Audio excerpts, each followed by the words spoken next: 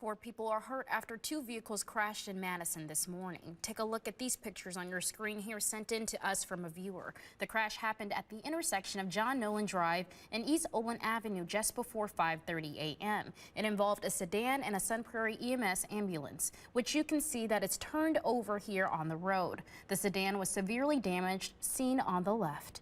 A patient was inside of the ambulance during the crash and was taken to the hospital. The driver of the sedan is expected to be okay. It's unclear if the other two people were hurt, had injuries.